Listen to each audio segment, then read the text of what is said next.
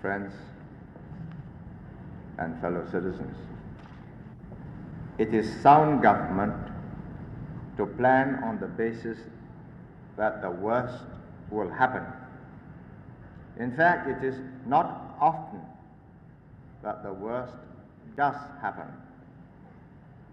So we find ourselves better off for having made the maximum effort to meet the maximum difficulties when less than the maximum troubles us.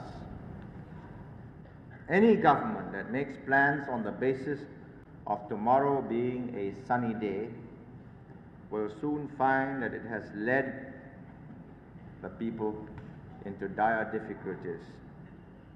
For if it rains and no wet weather arrangements have been made, confusion and chaos must result. Economically, we will continue to do well,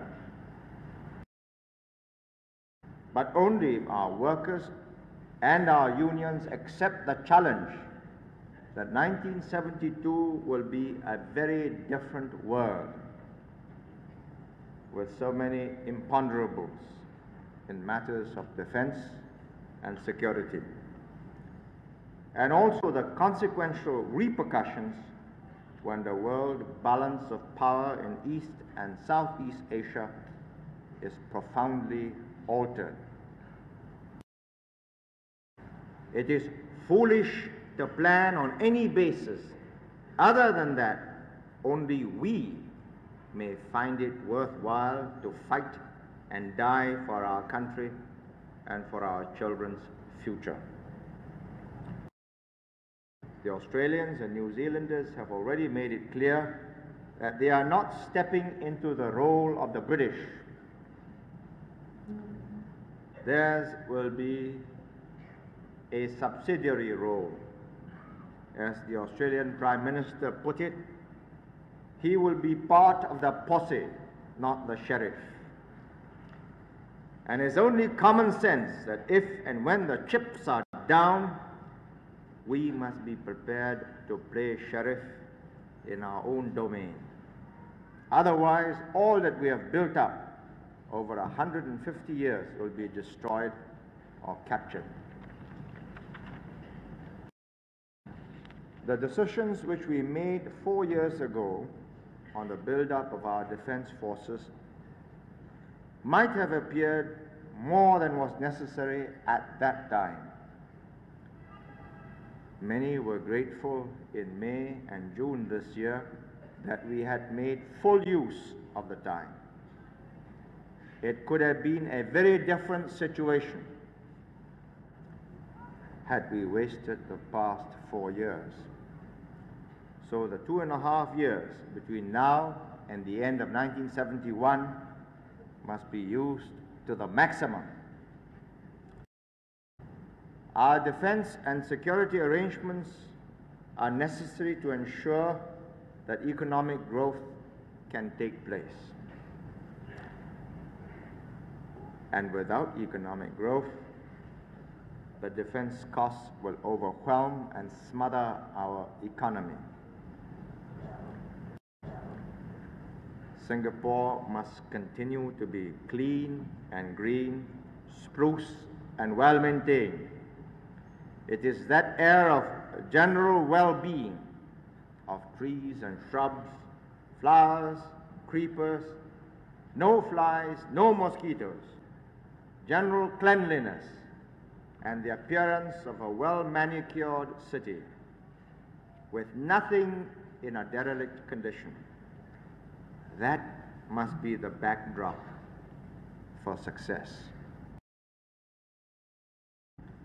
One of the most crucial factors of a people's performance, whether in military or civilian fields, is morale. When an army or a people is slovenly and disorderly, it is probably because of bad leadership. Morale goes down and the army is easily defeated, or the people are overwhelmed by their problems. When an army has an officer cadre, or a people has a leadership which keeps everybody on their toes, things are kept smart and spruce. Morale is never down, even under the most adverse of circumstances. Things are never allowed to sag. Whilst we congratulate ourselves for the achievements up to the 150th year, let us raise our targets even higher for the 151st year. Singapore has never looked back since that day, the 6th of February 19. From a population of 150 in a small fishing village, it became 3,000 in a matter of months, and 2 million today. Singapore has always attracted the ablest and the most competitive. It has thrived on the basis of free competition, with the best man going to the top. And so we have attracted the highly skilled and the talented. Provided people are able and prepared to make the effort required in high performance, we can go on to a population of 3 and then to 4 millions without lowering standards of living. But it requires professional competence, technological know-how, industrial skills, and work discipline. People with these qualities can always find a place in Singapore.